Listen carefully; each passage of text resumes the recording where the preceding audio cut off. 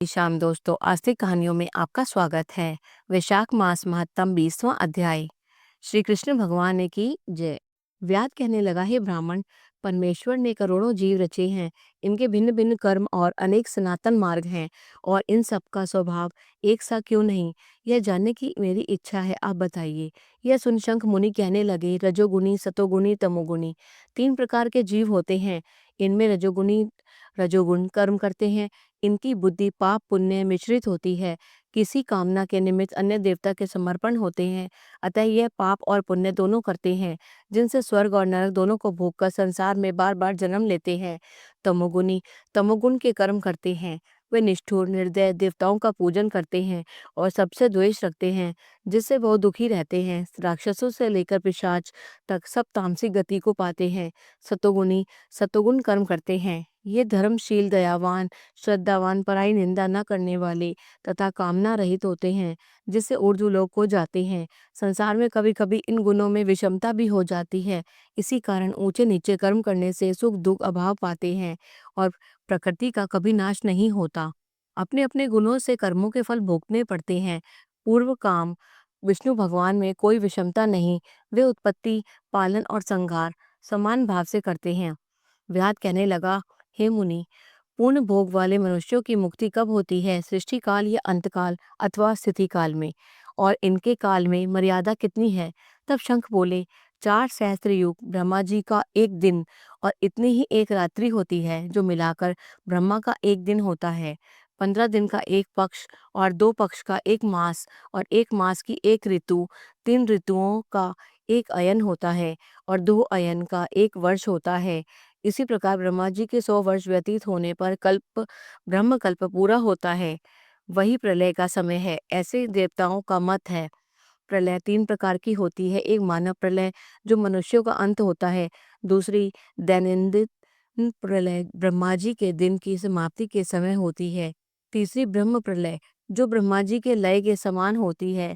14 मन के प्रलय होने पर एक दैनिक प्रलय होती है। इन प्रलयों की उतनी ही अवधि पर्यंत स्थिति रहती है।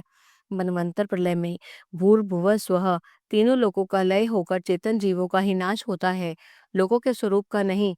केवल उन लोकों के पूर्ववत जब प्लावन हो जाता है, तब अंत में चेतन जीवों की पुनः उत्पत्ति होती है। और हे व्याध, दैंदिक प्रलय में ब्रह्मा जी के शयन करने पर चेतना अधिभूत जीवों सहित लोकों और लोकस सबका नाश होता है। केवल सत्य लोक रह जाता है। कोई कोई तत्वाभिमानी देवता और मुनि ही तथा सत्य लोक के शयन करने वाले ही बचे रहते हैं। वे सब कल्पांत तक सोते रहते हैं। फिर रात्रि के समाप्त होने पर पूर्व सृष्टि के अनुसार ब्रह्मा जी सृष्टि की पुनः रचना करते हैं। ऋषि, देव, पितृलोक और वर्ण धर्मों सहित चारों वर्णों के अलग अलग रचते हैं। तब चक्रधारी विष्णु के दशावतार पुनः नियम के अनुसार होते हैं। जो देवता ऋषि ब्रह्मा जी के संग मुक्ति पाने वाले हैं, वे ब्रह्मलोक में ही रहते हैं। और जो राजा, साधु और सिद्धि को प्राप्त हुए ब्रह्मलोकवासी, वे सब सत्यलोक में ही स्थिर रहते हैं, यहाँ नहीं आते। कलयुग समाप्त होने पर दैत्यों का नाश होता है। फिर वे अपने कर्मानुसार वैसे ही कर्म करने वाले होते हैं और अपने निर्णय स्थान में अपने अपने गोत्रों में जन्म लेते हैं। तब तेरे सामने सृष्टि काल और मुक्ति काल वर्णन करूंगा, सो सावधान होकर सुन। देवाधिदेव भगवान का एक निमेष ब्रह्मा जी के कल्प के बराबर होता है। तदनंतर भगवान का उतना ही उन्मेष अर्थात पलक का खुलना होता है। निमेष के एक अंत में उन्हें अपने कुक्षिस्थ लोगों के सृजन की इच्छा होती है, जो ब्रह्मा से लेकर मनुष्य तक विष्णु की कुक्षिगत होकर भी ध्यानावस्थित रहते हैं।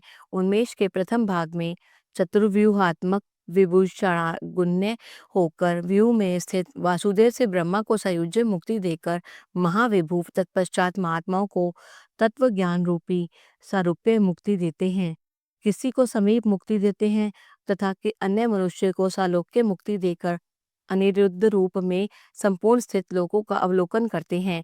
प्रद्युम्न से सृष्टि के रचने का विचार करके माया, जया, कृति और शांति यदि शक्ति से युक्त महाविष्णु भगवान भिन्न कर्म और आश्रय वाले लोक की रचना करते हुए स्वयं पूर्व काल नेत्र खोलने के अंत में फिर विष्णु भगवान योग माया का आश्रय लेते हैं। व्यू हस्त संकर्षण के चराचर नाश करते हैं। यह सब उस महात्मा का अवर्णनीय काम है। यह कार्य ब्रह्मादिक और योगियों द्वारा भी अकथनीय है। यह सुन व्याध ने पूछा, हे महाराज, भागवत धर्म कौन से हैं तथा किन धर्मों से भगवान विष्णु प्रसन्न होते हैं? व्याध के ऐसा कहने पर शंख बोले, जिन चित्त सदा विष्णु भगवान के चरणों में वे हर स्मरण में रहता है, जो लोग ममताहीन रहते हैं, सदाचारी परोपकारी करते हैं, जिनको शास्त्र गुरु साधु और शुभ कर्म में विश्वास है और जो सदा विष्णु भक्त हैं, वही भगवत धर्म के हैं।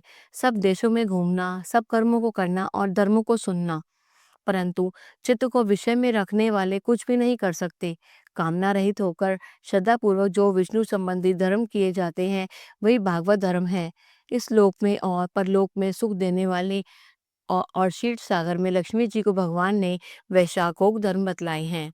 जो विष्णु भगवान को प्रसन्न करते हैं, धन पाकर बावड़ी कुआं सरोवर बनवाना, मार्ग में छाया करना, प्याऊ बनवाना, सुपात्रों को दान करना, छतरी जूता खड़ाऊ सुगंधित द्रव्य कपूर पुष्प तांबूल गोरस शहद चटाई कंबल पलंग वस्त्र अन्न का दान और गोदान, रस्ते के थके हुए ब्राह्मणों आदि के चरण धोना, पंखा से हवा करना, उपटन करना, शरबत पिलाना, नमक मिली छाछ ईख ककड़ी तथा रसायन का दान संपूर्ण नाशों को पापों को नाश करने वाला है। पितृश्वरों को तर्पण करें, तेल उपटन छोड़ दें, कांसे के पात्र में भोजन न करें, निषिद्ध भोजन और व्यर्थ के विवाद न करें, घिया गाजर तोरी चौलाई बैंगन मसूर मूली गूलर बेलफल लिसोड़ा और सेवन वैशाख में भूल करके भी न करें, नहीं तो चंडाल की योनि में जन्म लेकर 100 जन्मों तक पशु बनेगा।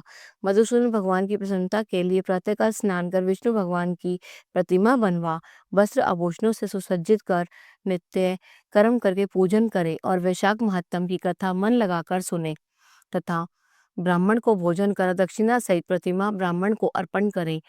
वैशाख की द्वादशी को दही और अन्नदान का जल का घड़ा तांबूल फल और दक्षिणा योग्य ब्राह्मण को दे। धर्मराज को प्रसन्न करने के लिए दही और अन्न तांबूल दक्षिणा दान करे।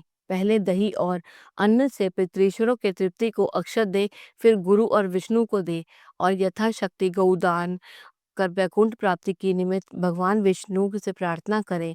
ऐसा करने से सब पापों से छूट अपने 100 कुलों को उद्धार कर सूर्यमंडल को वेद विष्णु के परम धाम को जाता है। जब शिवदेव जी वैशाख मास से धर्मों की कथा कह रहे थे, इतने में वहां पंचशाखी वृक्ष पृथ्वी पर गिर पड़ा और उस वृक्ष की कोटर में एक बड़ा भयंकर सर्प तत्काल पाप रूपी देह का त्याग कर हाथ जोड़ सिर झुका वहां बैठ गया। बोलो श्री कृष्ण भगवान की जय।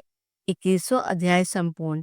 अगर आपको यह अध्याय पसंद आए तो कृपया करके इसे लाइक कीजिए और अधिक से अधिक शेयर कीजिए। बोलो श्री कृष्ण भगवान की जय।